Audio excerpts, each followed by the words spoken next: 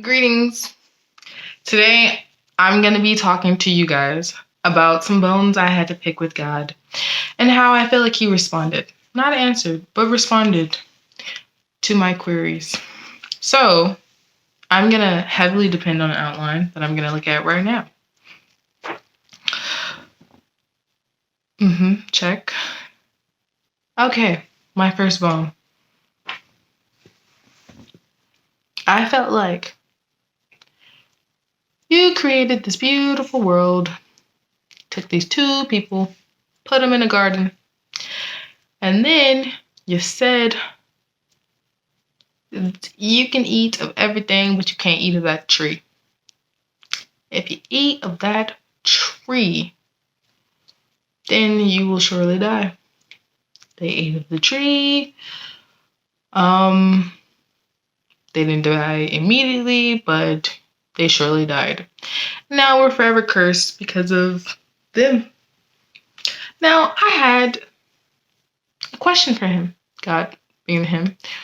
Why did you put the tree in the garden in the first place? Like, why test them? And I've heard answers like, no, He wanted to give us free will, and we don't really know. He wouldn't really know we loved Him unless we chose that. But why? And so I thought of something today. This is before I made this outline, so I'm just kind of throwing this in there. But if in an argument with God, we can never be right. Like if in a disagreement with God, I can never be right while He's wrong, then what was the point in giving me the ability to choose for myself? So I can choose what I want to do, but if I choose differently from you, I'm wrong. Then why did you give me the opportunity to choose differently from you? What does that do for this situation? What? And so that was my first question. My first query. And then the second one was just basically, can you talk to me? Because I just want to hear your voice. There's a lot of decisions that I have to make, a lot of choices I have to make, a lot of things that kind of want to run past you. And I don't feel like we're having effective communication here. I want to be able to talk to you like I talk to my mom. Because at some age, I realized, somewhere at, 19 or something, maybe 17, I realized that adults are just people faking it. Everybody's faking it until they make it. Nobody's figured out this thing called life. Not to a point where they're like, I figured it out. This is how you get from A to Z. If you do this, you will always, they have ways. They got tools and tricks, and 90% of the time you might turn out like this. But different people come from different angles with this. So it's no one's perfect in this. So I just want to go to the one who is, and Him just tell me straight, what is it that you want from me? And that lack of communication frustrates me to no end. But I was talking to some friends of mine, and they were giving me some ideas on how to better that communication. One, reading the Bible, which I really feel like is beneficial for what I'm trying to do. Because at first I was frustrated. It was yes, read the Bible. I know, pray, read the Bible, pray every day, and you'll grow. I know, I get it. But I don't feel like I'm growing. So then I would not read the Bible every day. And then my argument, I can't stand on that no more because I'm not reading the Bible every day. So I won't say I'm doing it every day, but I do it more often. And reading the stories, but in a specific way. So not just reading the King James Version. That is helpful, but it's not that helpful all the time for me. So I read the Message Version. I love the Message Version. There was another one that I liked. I think it was the Contemporary English Version, the CEV version. I like that too. But the Message Bible is great. I love it.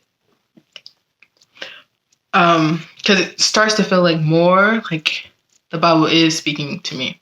Also, I love the New Testament. I feel like I love the Old Testament, but I also really have a whole new appreciation for the New Testament, and especially Paul. So I'm gonna start talking about my solutions to my problem, and I won't say. And so this is not like I've laid the case for my problems, and at the end of the video, I'm gonna tell you how I solved it. No, this is more like these are the issues I had, and this is like what has helped me on the process to solving or to understanding those issues. What has helped me, not the solving of the problem, what has helped me deal better with the problem. So the bones I had to pick were, why did you give us the choice to choose wrong? And two, can I hear you? Can we talk? Can we have a conversation? Yeah, so those are the first two things. And the people in the Bible who have helped me the most would be, like, especially with these issues, have been Solomon, hands down, and Paul. Solomon and Paul. So for those who don't know these characters, I'm going to give you a little backstory. In Job, let me give you a little bit of backstory. So I'll do Solomon. I'm not going to get it's a whole timeline that I can go down. And there's going to be a video where I go down like the line of the genealogy. But Solomon, for those who don't know, is the son of King David. And you know how he had his little affair with Bathsheba, the girl who was taking a bath on the roof? Well, Solomon was their second kid, because the first kid died. She had like a miscarriage, or the baby didn't survive. I'm assuming it's a miscarriage. But the second kid was Solomon. And Solomon was the smartest man alive. And it makes me feel so great that Solomon, his credibility was built for me. The fact that he was so wise, he had people coming from all over to ask him questions. Solomon was that guy. He wasn't like just smart. He wasn't just rich. He was smart too. Like, he wasn't just a king, but he was like one of the richest kings ever. And he wasn't just one of the richest kings ever. He was one of the smartest kings ever, which probably was why he was one of the richest kings ever. But so he wrote 3 books. He wrote Proverbs. I don't know if all of Proverbs is him. Curious to know that. But he wrote Proverbs, which is like wise sayings, like that you would tell your kids. Just lesson like, hey, buddy, you want some tips for life? Here's some tips for life. That's what Proverbs is like. And then he also wrote Songs of Solomon, which is such an interesting book. Like, it's such a interesting book. It's like just talking about this couple and how much they love each other. And I'm going to do a video about that too. Like, just that Songs of Solomon is just an interesting book. Songs of Solomon and Ecclesiastes, which is the book I'm really going to talk about, they're such like random books in the Bible.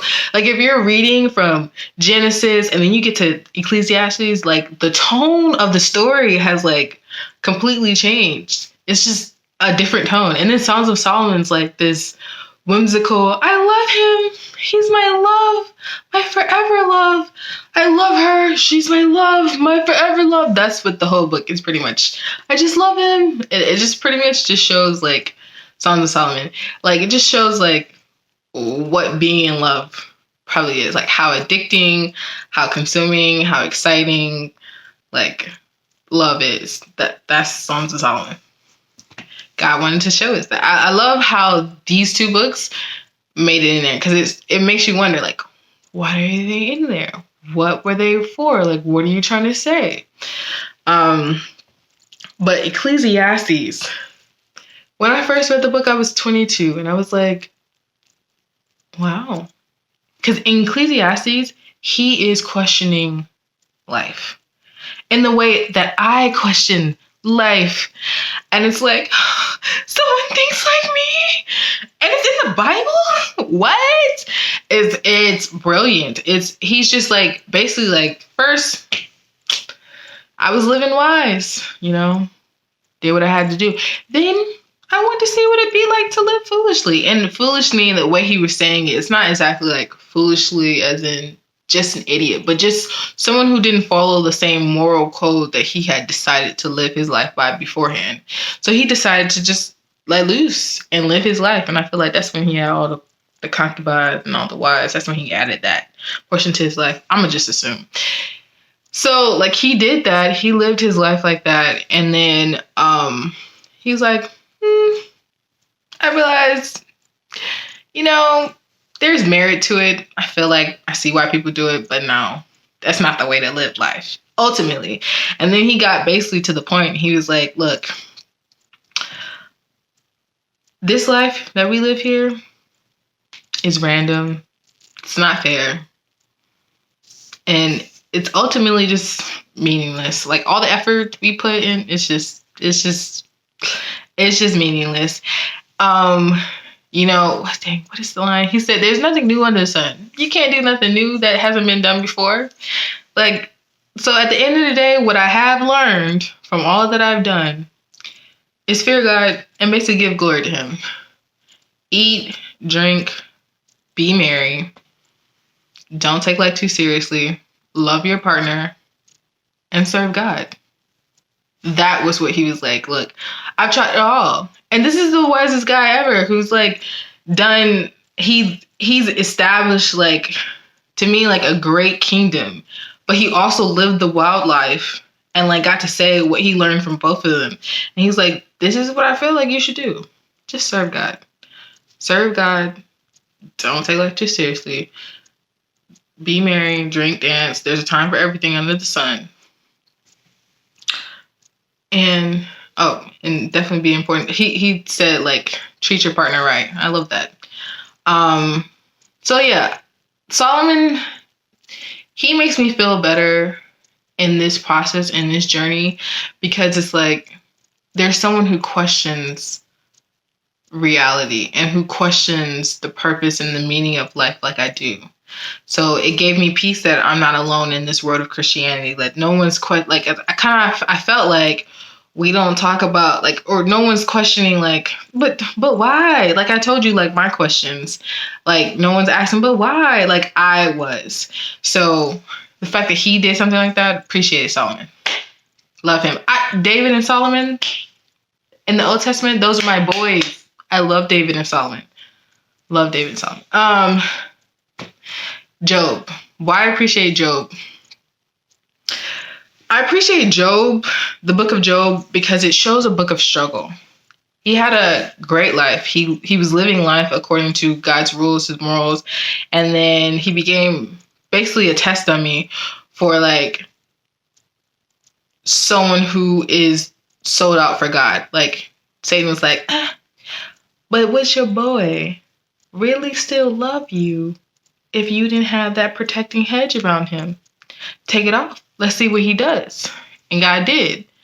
And then Job was over here struggling. And Job was like, God, what is going on? What is going on? And then he has 3 friends who come and comfort him. And they're like, yeah, I knew you couldn't just be all good and nice and shiny. I knew there was some mess up in here. I knew you weren't doing something right. You must not be doing something right, because if you were doing right, this shit wouldn't happen to you. It wouldn't happen to you. And it was like, now, but how helpful are you being? And I feel like for me, when it came to my questions, I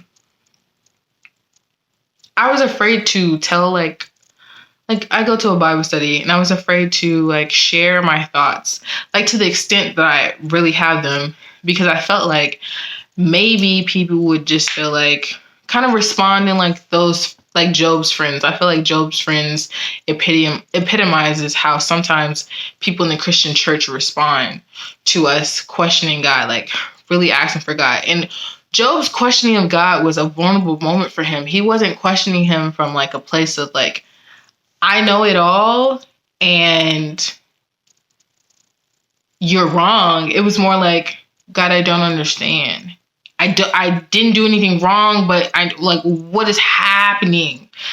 And I feel like a helpful way to respond is not how any of them responded. So the verse that the main passages I'm gonna be talking about in this video is going to be coming from Romans, and I'm thankful for the Connection community, because the Connection community is a church in Ohio, and that group, you can find them on Instagram. And if you live in Ohio, Columbus, Ohio, you can go to, well, I think it's still online. But what I'm saying is they have Bible studies every Friday. And in one of those Bible studies, I decided to be vulnerable. I decided to tell people about like the questions I have for God. And they gave me like answers. I'm trying to circle back to where I was before I started talking about Connection community and God and Job. I was talking about Job. Yeah. Job, this is one of the ways I felt like God talked to me. Or, yeah, like he heard me. I felt heard again, because I was listening to Message Bible, and I was listening to what the friends had to say. And I was like, yo, God doesn't need a lawyer. He doesn't need someone to defend himself. Like, when we question God, understand, if you hear somebody question God, God doesn't need a lawyer. Like, he doesn't need you to defend his case. If someone is questioning, especially if they're like of the Christian church, like, answer, like, share where you are with those questions. You know, I don't know how to answer that, actually. I can empathize with them. I can understand how that is painful for you, or how that's confusing for you. But don't slam them down talking about you just don't have faith, or you must be a sinner to even be coming from that place. Because that's when you do that, I had fear to want to open up.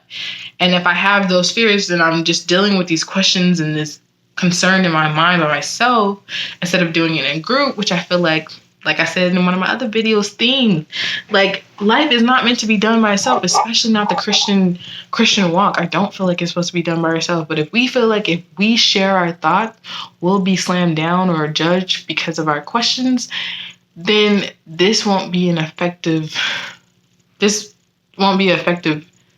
growth opportunity. So when people have questions, understand that you don't need to be God's lawyer. Anyway, I was thinking that thought. I was like, God doesn't need a lawyer. And then Job said, I was listening to the audiobook, or the message version on audio. And I was driving, and they were saying that. I was like, God don't need a lawyer. And then 5 seconds later, Job said, God doesn't need you to be his lawyer. I was like, I felt so like, I don't know, understood. Like, on the same page. I was like, we're on the same page, Job. I feel it. And that was just a beautiful moment to, like, this book who's not been forced, but like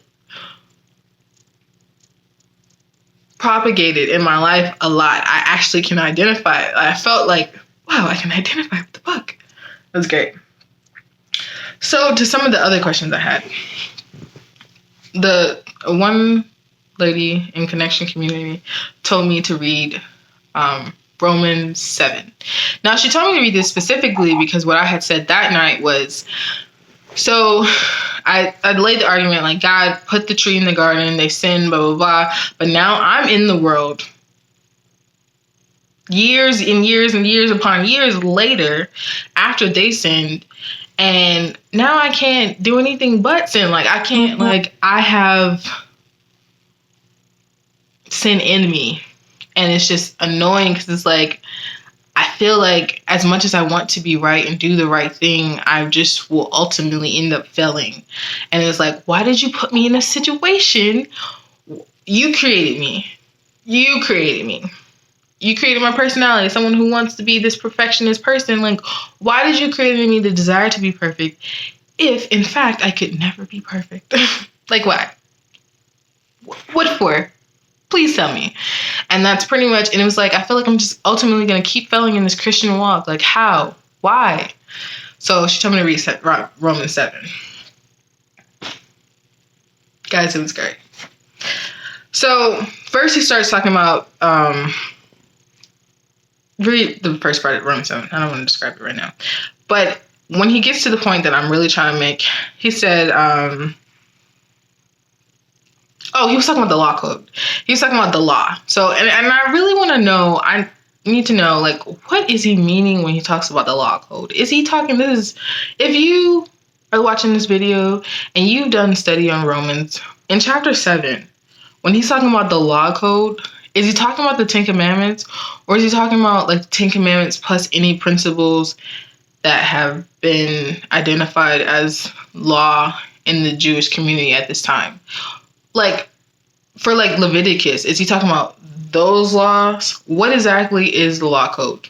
I would love if someone can comment and let me know what your knowledge of that is. So he's talking about the law code, and he says, the law code was really there to help us, to keep us on the right track, keep us doing what we got to do. But it became an issue because it now is more like a distraction. Like, ooh, we can't do that. I want to do that.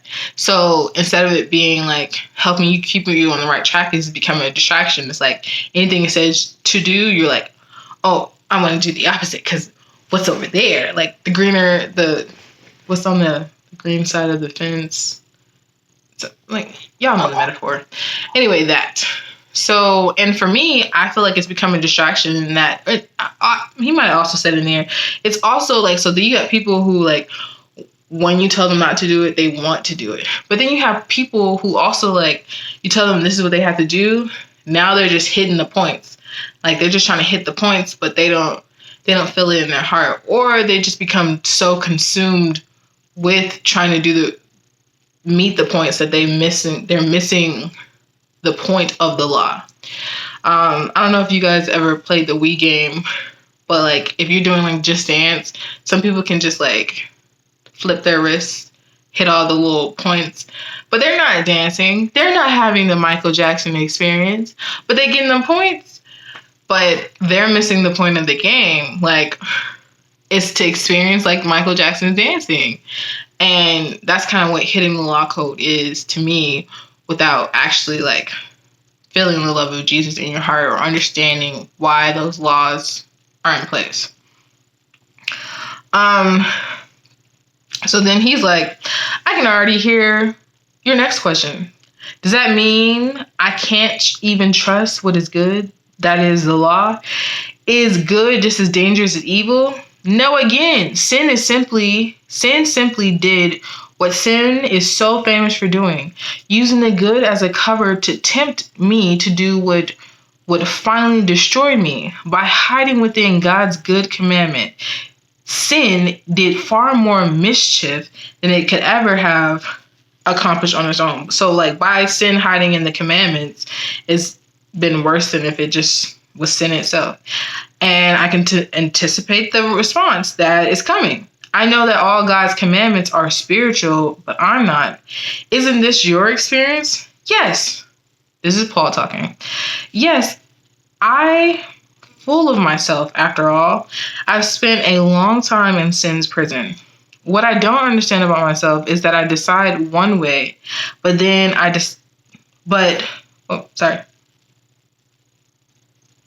What I don't understand about myself is that I decide one way, but then act another, doing things I absolutely despise. So if I can't be trusted to figure out what is best for myself, then do it, it becomes obvious that God's command is necessary. So this is what I really want to highlight, but I forgot to introduce Paul. I told y'all who Solomon was. I told you who Job was. Let me talk about Paul real quick. So fast forward from the Old Testament to the New Testament, and if you remember the dynamics when Jesus died on the cross. When Jesus died on the cross, you had the Jews, God's people. They lived under the governing power of the Romans. The Romans had taken over. Like, they had conquered. And so they were the rulers of the Jews, right? But the Jews, like, when I think about the Jews and I think about the situation, I think about like sedity dwarves in a land of giants. So the Romans are the giants. They control the land. They dominate. You can't mess with the giants. They're doing their thing. But then you got these sedity dwarves saying, "You're sinful beings. You're sinful beings can't even come in my house." Because the Jews, you couldn't eat with them. Like, if you were a Roman, you couldn't eat with them. So, like, it's like these dwarves, they don't care. They were so indignant with godliness that, like, you can't come in my space because we are God's chosen people. These are the dwarves in the land of the Romans, right? And then in the dwarf city, Jesus is born. And Jesus grows up like a dwarf. And he starts flipping the script on them. Like, he's not trying to live by these religious laws. He's not sedity like the rest of the dwarves. He's not like saying this is what you need to do this and this and this. You can't light a candle on the Sabbath. You're breaking the Sabbath. That's not what he was about. What he was about was like showing everybody that, you know, you're worth something, and telling his message and showing like, you know, you can connect to God. Like, with your walk, you can connect to God. You don't have to talk to him through these priests, which is kind of one of the ideas that I feel like they had during that time. Anyway, so then, because of Jesus, this whole new sector of this whole new group of people started to grow. So inside the doors, they had people of the way, right? They followed Christ's way. They had a different attitude. They were more humble. They were accepting of people being themselves, and not exactly, I don't know if being themselves is the right term, but they were more accepting of people and meeting people where they were. That's it. Meeting people where they were to get them to Christ. So then Jesus dies, and his disciples continue the message. And, you know, Jesus dies, and he's like, "Yo, I want you to go forth and tell, like, people, baptizing them in the name of the Father, Son, and the Holy Ghost. You know, all nations, all kindreds, all people. You know, I'm gonna be with you always. I got you." So that's what happened. Then Peter's who I'm gonna say was leading out the way. He was doing his thing, preaching, blah, blah, blah. Then Paul, at that time his name was Saul, comes in on the scene, and he's like, "Who are these dwarves, and what are they talking about? They are not following the law code. They gotta die."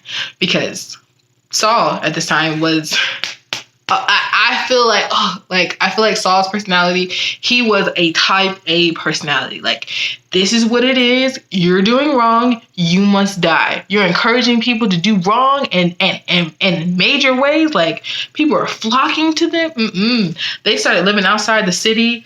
They were out there in tents, sharing money, sharing food, like being a community. Oh, no, y'all gotta go. That's where Saul was with his life, right? So he was out here killing people, murdering them. They gotta die. Gotta go. So then this is what I feel like happened. Jesus was like, like talking to God. "Yo, you see this Saul guy?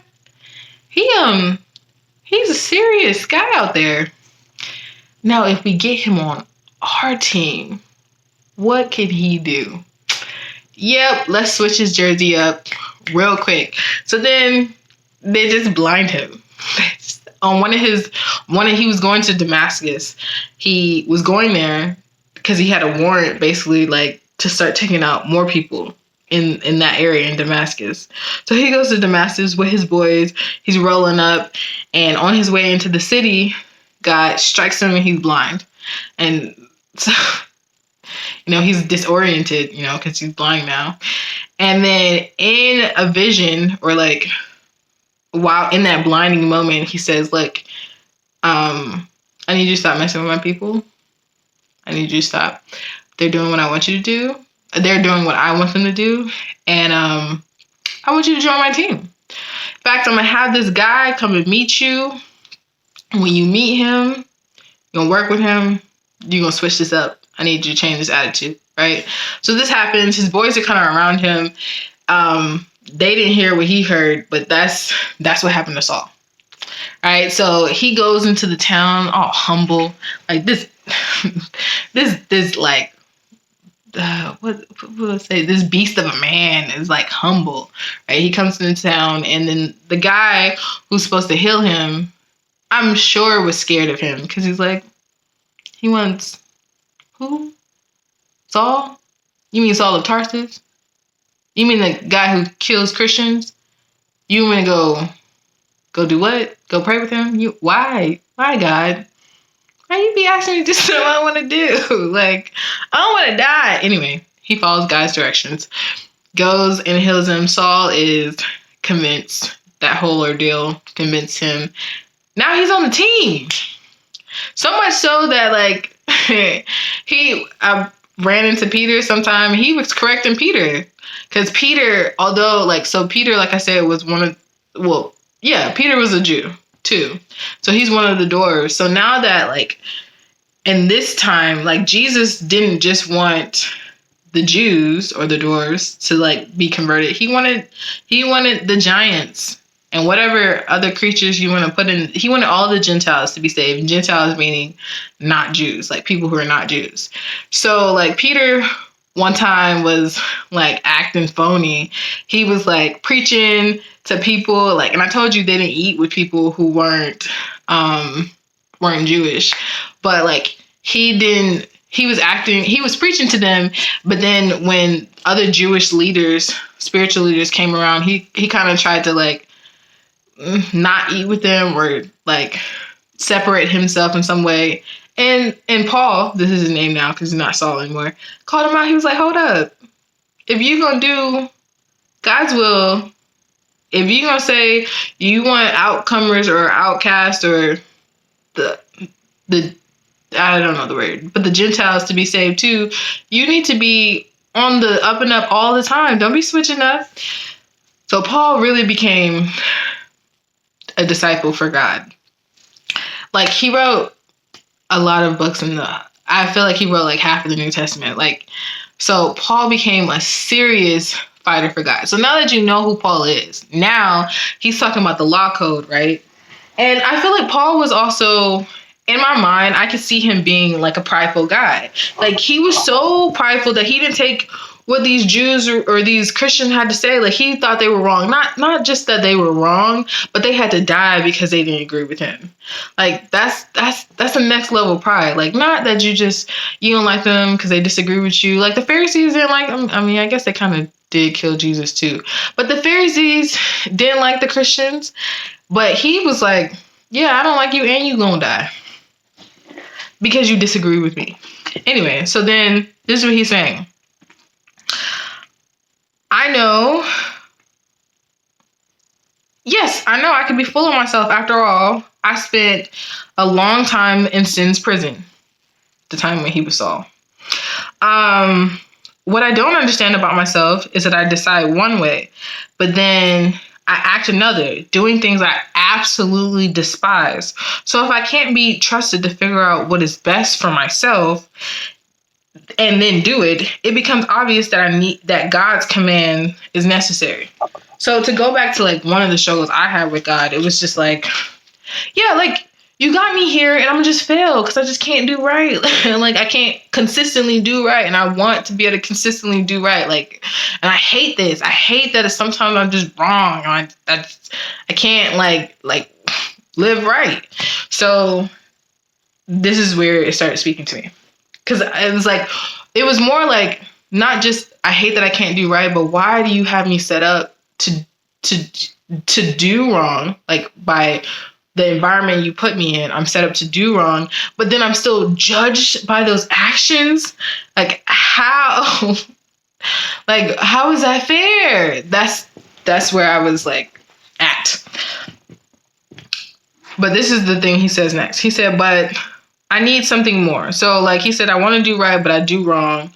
And I despise that about myself. But I need something more. For if I know the law, but I still can't keep it, and if the power of sin within me keeps sabotaging my best intentions, I obviously need help. I realize that I don't have what it takes. I can will it, but I can't do it. I decide not to do bad, but then I do it anyway. My decisions, such as they are, don't result in actions. Sometimes something has gone wrong deep within me and gets the better of me every time. It happens so regularly, it becomes predictable. The moment I decide to do good, sin is there to trip me up. I truly delight in God's command, but it's pretty obvious that not all of me joins in that delight. Parts of me covertly rebel, and just when I least expect it, they take charge. I've tried everything. Nothing helps. I'm at the end of my ropes. There is no one who can do anything for me. Isn't that the real question? Oh, is there no one who can do anything for me? Isn't that the real question? Yes, that's the real question. The answer, thank God, is that Jesus Christ can and does.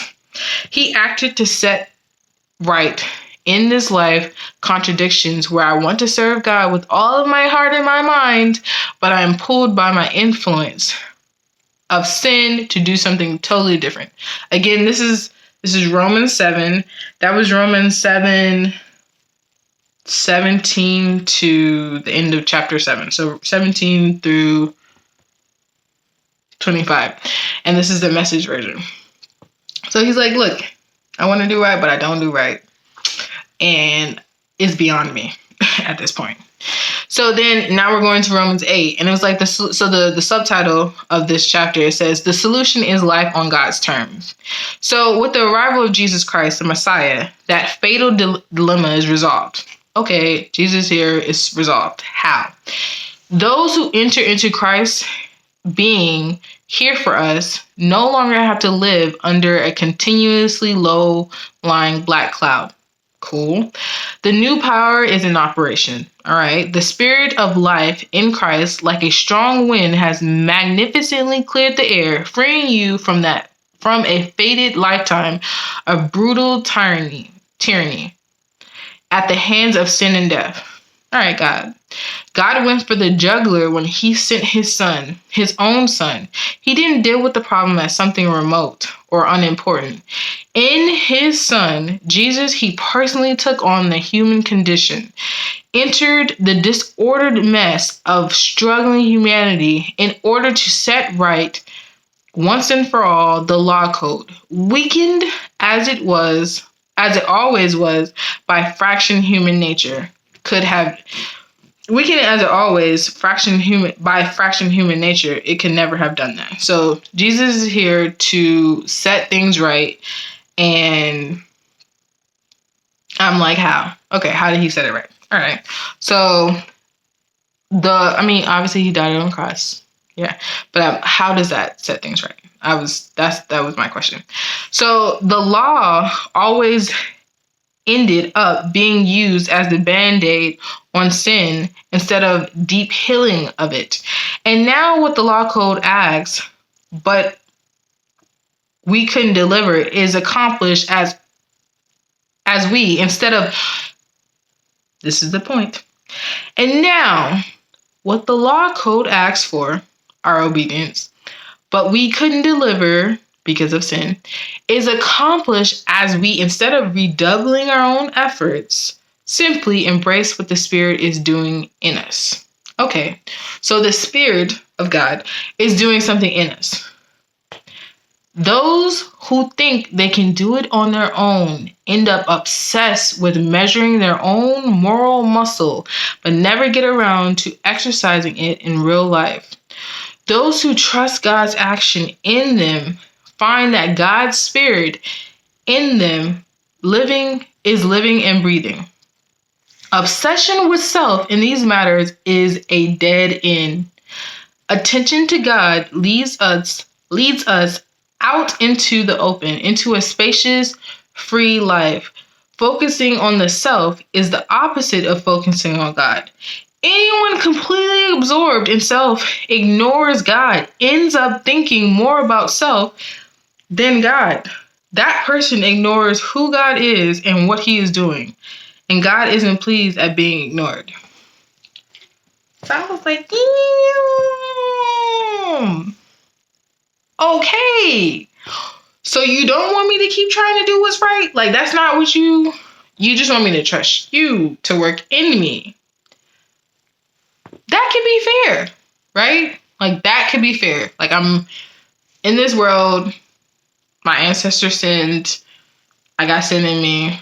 I do right, I want to do right because I'm not just sin. I think it's important for us to know that we're not just sinful beings. Like, we were made in his image.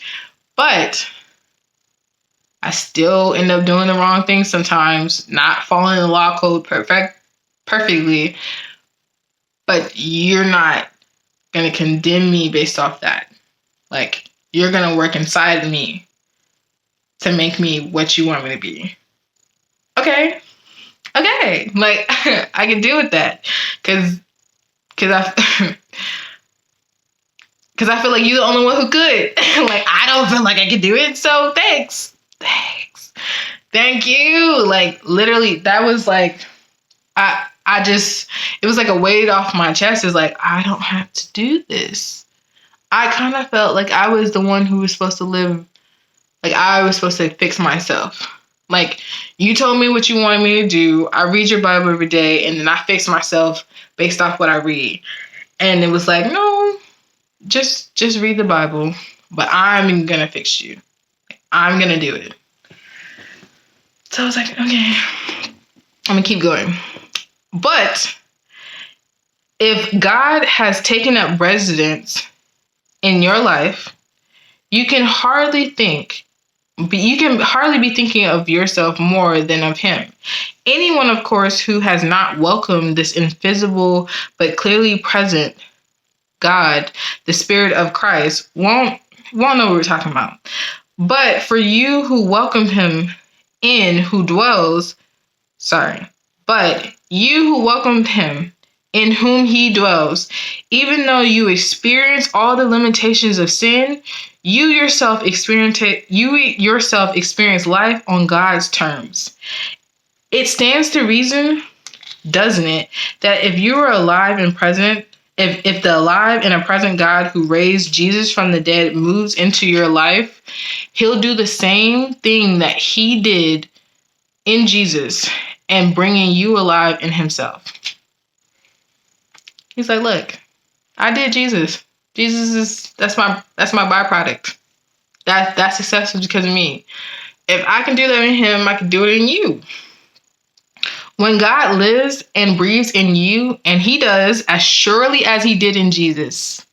When God lives and breathes in you, and he does as surely as he did in Jesus, you are delivered from that dead life. With his spirit living in you, your body will be as alive as Christ. So don't you see that you don't owe this old do-it-yourself life one red cent? There's nothing in it for us. Nothing at all.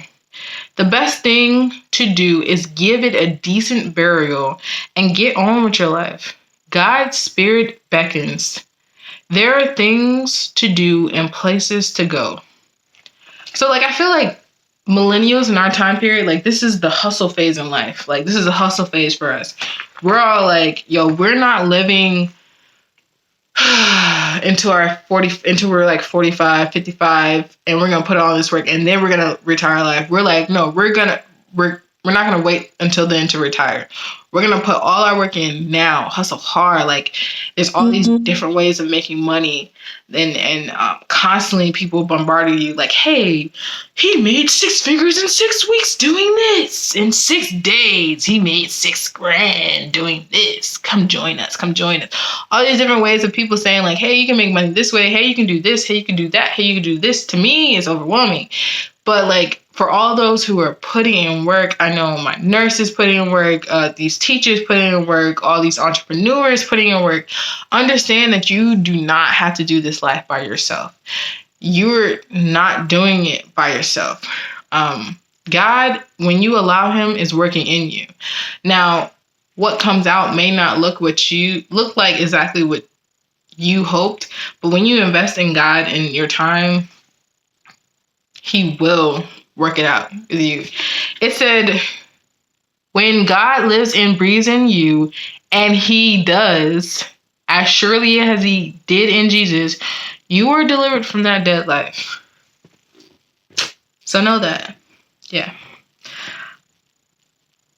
So with this new life that we're living, basically, and the new life is simply a new awareness to me that, hey, we are not doing this on our own. And it says the resurrection life, the new awareness you received from God is not a timid, grave tending life. So you're not just like constantly looking back at the old life that you were living. It's an adventurous, expecting, greeting God with a childlike, what's next, Papa? That like having the attitude like, all right, God, what do you have in store for me next? God touches our spirit and confirms who we really are. I'm going to skip down. This is chapter 8. I'm going to skip down and says, meanwhile, and this is really like the moment where I was like, God, you heard me. Meanwhile, the moment we get tired in waiting, God's spirit is right alongside, helping us along. If we don't know how or what to pray, it doesn't matter. He does our praying in and for us, making prayer out of our wordless sighs, our aching groans. He knows us far better than we know ourselves.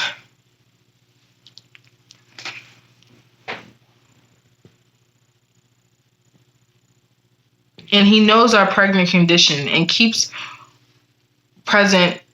He knows our pregnant condition and keeps us present before God. That's why we can be so sure that every detail in our lives of love, that's why we can be so sure that every detail in our lives of love for God is worked into something good. So everything that we do is worked into something good.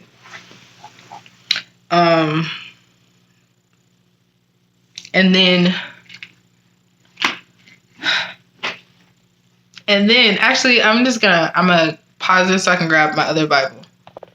So that was Romans 8 that I was reading from. So like I told you, I really just discovered this. I just read Romans 7. I don't know if I told you that, but I read Romans 7 for like the first time when I discovered all this. Now I read Romans 8 before. In fact, the end of Romans 8, which I'm about to read to you, has been my favorite passage from the Bible, like since I was in 9th grade, which was a while ago. So it's like having found all this treasure around my favorite part of the Bible. Like it was like God knew I was gonna need this at 26. He knew that this was gonna be important for me, and it was like all of this that he spoke to me in this, like, Tori, I got you. Stop trying. I got you. And at the end of it, it just trailed into my favorite passages of the Bible. So I'm going to just go back to it real quick.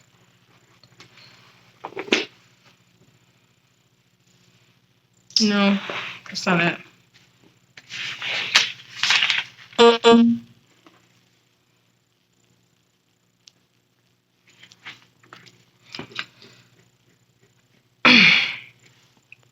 So I'm going to start from 26. Meanwhile, the moment we get tired in waiting, God's Spirit is right along, helping us along. If we don't know how or what to pray, it doesn't matter.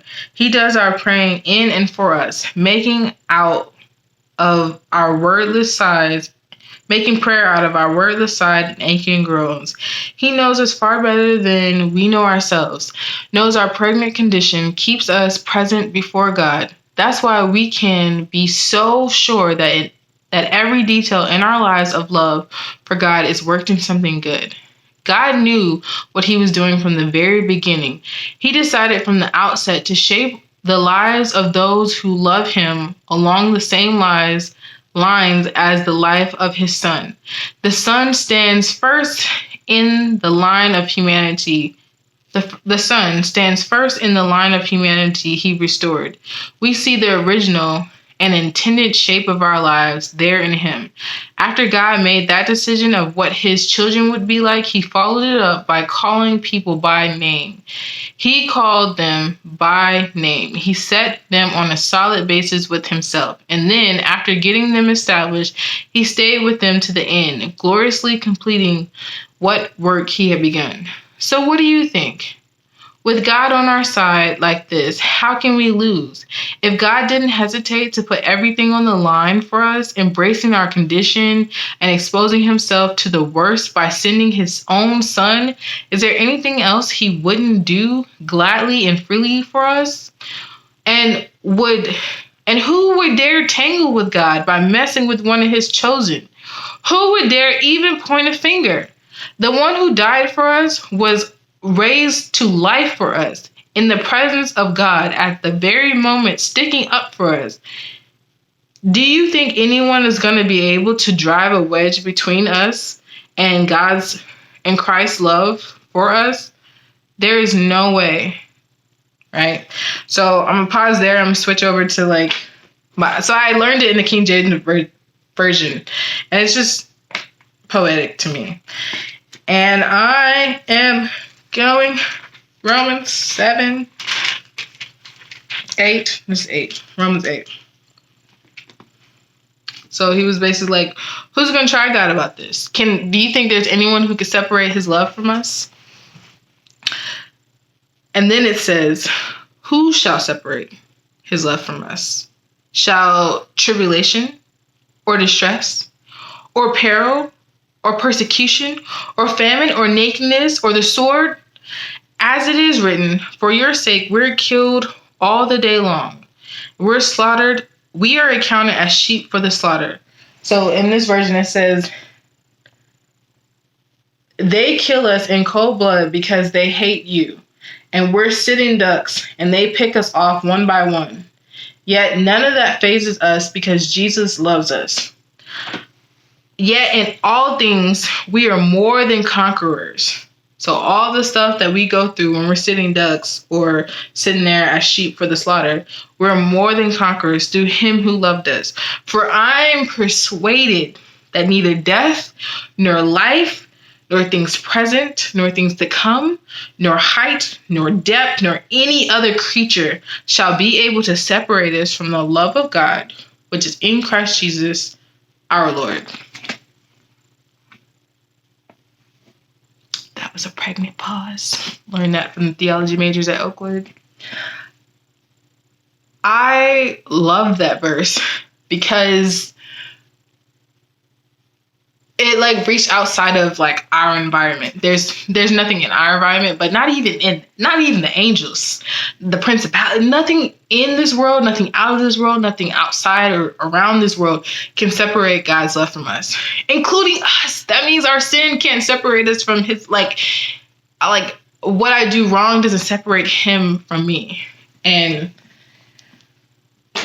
it was beautiful. I knew that because I knew that verse, but now it was like, yo, Tori, I'm not asking you to fix yourself, right?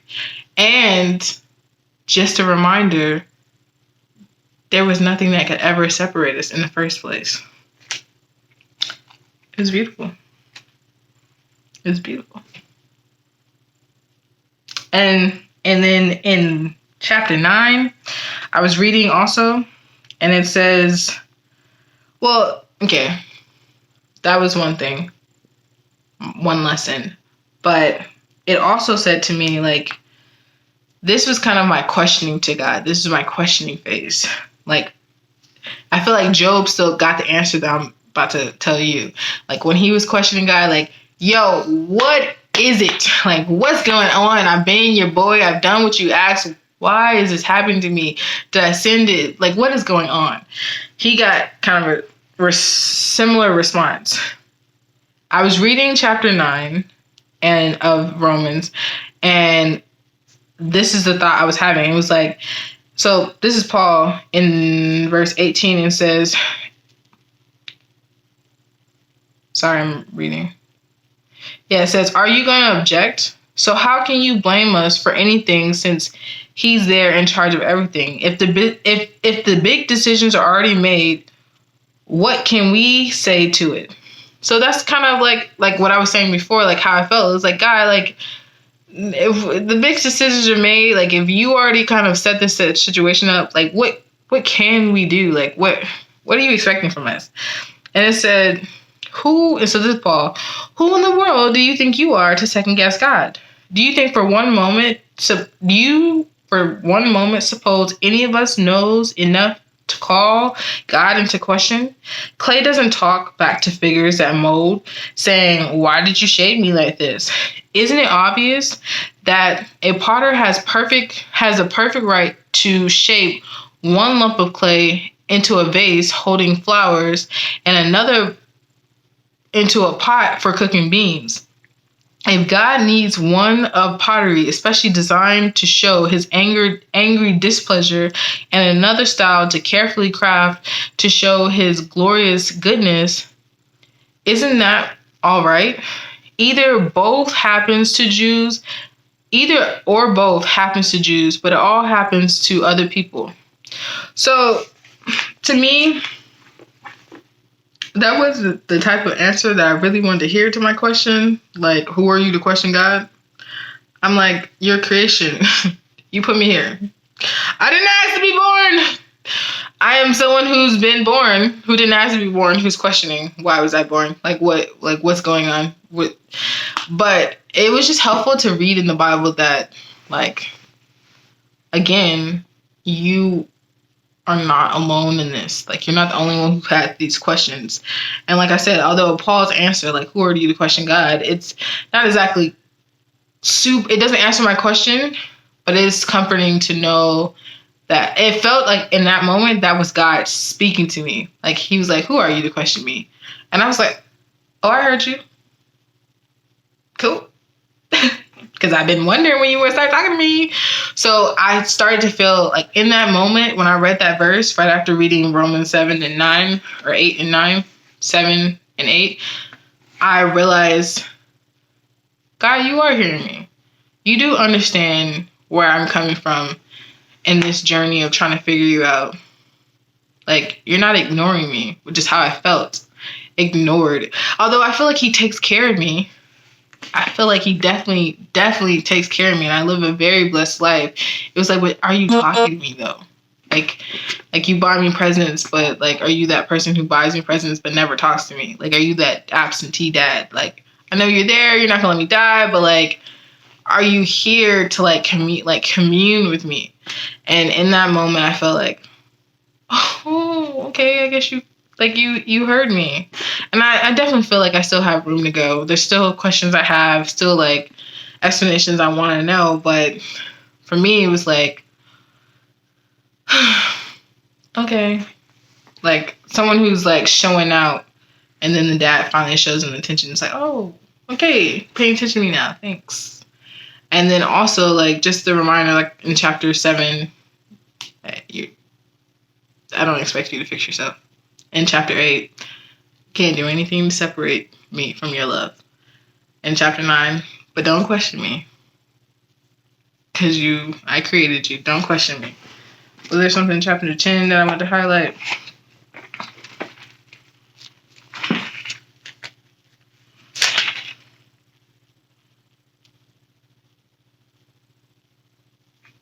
I'm going to just read the highlighted version I said, or verse I have.